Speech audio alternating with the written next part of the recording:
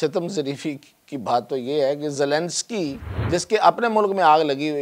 हुई है, जंग लगी हुई है, यूक्रेन के सदर, उन्होंने ऑफ़र किया कि मेरे फायर फाइटर्स जो हैं वो तैयार हैं इस आग को बुझाने के लिए। मैक्सिको ने भी ऑफ़र की है, साथ कनाडा ने भी ऑफ़र की है, और ये ट्रंप के लिए शायद इशारा है, वो समझे ना समझे नहीं समझेगा कि जिन मुल्कों को वो अपने लिए कर्ज कहता है वो आज उसकी हेल्प के लिए वो उसको मदद की पेशकश कर रहे हैं। इसको एक्सट्रीमली क्रिटिकल सिचुएशन कहा जा रहा है, क्योंकि ये जितनी तेज़ ये हवाएं चलेंगी, ये और मज़ीद इस लॉस एंजल्स के एरिया को अपने लपेट में लेंगी। अब ये आग कैसे बुझाई जाएगी, क्योंकि ये 2018 की जो कैंप फायर आग कहलाती है उससे बहुत बढ़ गई है। ये जो आग लगी है इसको कोई अपनी ताबीर कर रहा है, कोई इसको अज़ाब इलाही कह रहा है, कोई इसको करतूतों का, अपने कामों का बदला, कारमा जिसे कहते हैं, यानी कि कुदरत जो है वो ख़ुद एक बदला लेती है। अब ये किस किस के गुनाह हैं, किस किस की गलतियां, अगर ऐसा है तो उसका बदला मिल रहा है, या फिर ये है कि ये खुद अल्लाह की तरफ से अज़ाब इलाही है, क्योंकि यहाँ पे कौन कौन लोग रहते हैं वो आपको पता है। नाज़रीन, कैलिफोर्निया लॉस एंजल्स में लगी हुई आग की अपडेट बहुत ख़तरनाक है, और कुदरत बिल्कुल कोई रहम नहीं खा रही इस इलाके पर। और वो अपडेट ये है कि इस वक्त मैं जब आपसे बात कर रहा हूँ तो वहाँ मंडे शुरू हुई है। मंडे की अलल सुबह आप कहें वो है, लेकिन इस मंडे, ये जो इस वहाँ पे मंडे शुरू होगा, हमारे यहाँ तो चल रहा है, इसकी इवनिंग को, यानी कि आप समझें कि अब से कोई 12 से 13 घंटे बाद वहाँ पे मज़ीद ड्राई गस्टी विंड्स, यानी कि खुश्क हवाएं चलने का इम्कान है, और ये जिस रुख से चल रही हैं उससे इस आग में मज़ीद इजाफ़ा होगा, और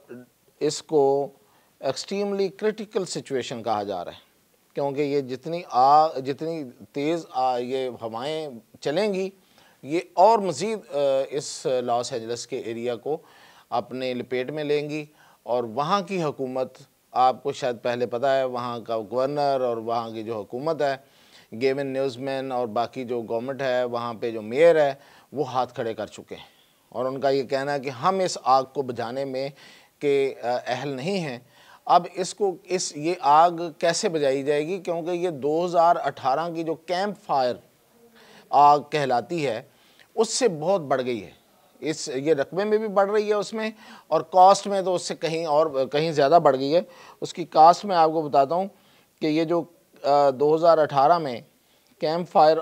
लगी थी, ये थी 25 बिलियन इसका नुकसान हुआ था उस वक्त, और अब इसका अब तक 135 बिलियन इसमें नुकसान हो चुका है। और इसमें डिस्ट्रक्शन जो हुई है सो फार, जो गिनी जा चुकी है, वो है 12,000 बिल्डिंग्स इसमें तबाह हो गई हैं, और इसमें एवैक्यूएशन जो हुई है अब तक वो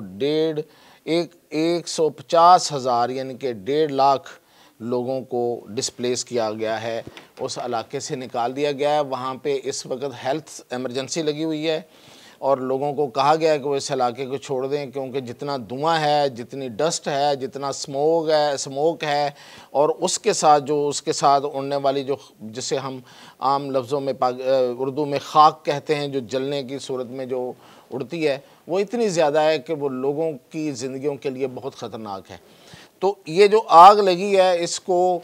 कोई अपनी ताबीर कर रहा है, कोई इसको अज़ाब इलाही कह रहा है, कोई इसको करतूतों का, अपने कामों का बदला, कारमा जिसे कहते हैं, यानी कि कुदरत जो है वो ख़ुद एक बदला लेती है। कुदरत से मुराद ये होती है कि ये जो पूरा जो कायनात का निज़ाम है, ये ख़ुद ब खुद एक ख़ुदकार तरीके से भी चलता है, कि अगर आपने गलत काम किए हुए हैं तो उसका नतीजा जो है वो आपको भुगतना पड़ता है। अब ये किस किस के गुनाह हैं, किस किस की गलतियाँ, अगर ऐसा है तो उसका बदला मिल रहा है, या फिर ये है कि ये खुद अल्लाह की तरफ से अज़ाब इलाही है, क्योंकि यहाँ पे कौन कौन लोग रहते हैं वो आपको पता है, कितने कितने अमीर लोग रहते हैं। अमारत या अमीर होना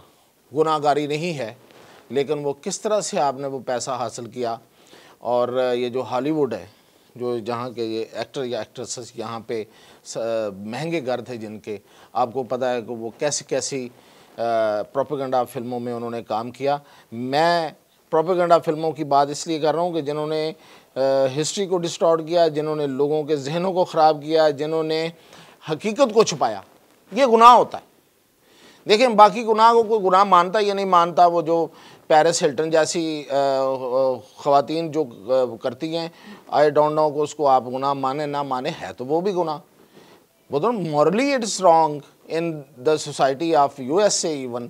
तो बाकी पूरी दुनिया में भी इसको अखलाकियात और गैर अखलाकी चीज़ें समझा जाता है, वो जो जिस तरह की वो फिल्में बनाती हैं। लेकिन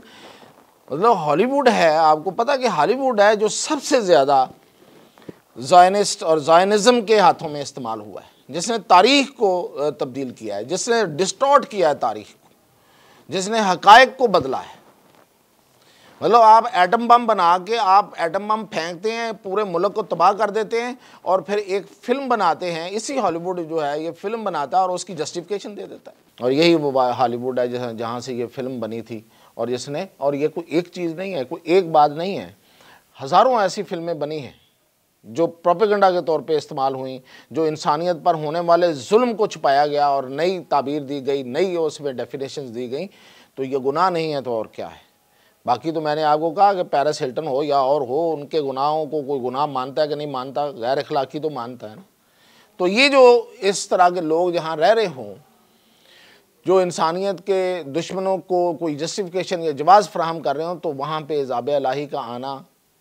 कोई चंबे की बात नहीं है। मैं कोई फतवा तो नहीं दे रहा, लेकिन ये सब कुछ हो रहा है आपके सामने। मैंने अभी बताया कि आग बुझते बुझते नहीं बुझ रही,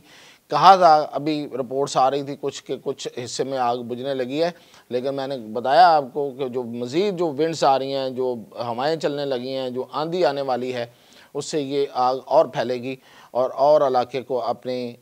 जद में लेगी। तो आयरनी ये है, सितम ज़रीफ़ी की बात तो ये है कि ज़ेलेंस्की, जिसके अपने मुल्क में आग लगी हुई है, जंग लगी हुई है, यूक्रेन के सदर, उन्होंने ऑफ़र किया कि मेरे फायर फाइटर्स जो हैं वो तैयार हैं इस आग को बुझाने के लिए। तो मैक्सिको ने भी ऑफ़र की है, साथ कनाडा ने भी ऑफ़र की है, और ये ट्रंप के लिए शायद इशारा है, वो समझे ना समझे नहीं समझेगा, कि जिन मुल्कों को वो अपने लिए कर्ज कहता है, जिन मुल्कों को वो कब्ज़ा करना चाहता है, वो कनाडा, और जिसको कर्ज कहता है वो मैक्सिको है, वो आज उसकी हेल्प के लिए वो उसको मदद की पेशकश कर रहे हैं। और इतना बड़ा अमेरिका जो है वो उस आग पे काबू नहीं पा सका। तो ये हालात हैं। तो मज़ीद अपडेट इंशाल्लाह इस पे जैसे होगी आपको देंगे।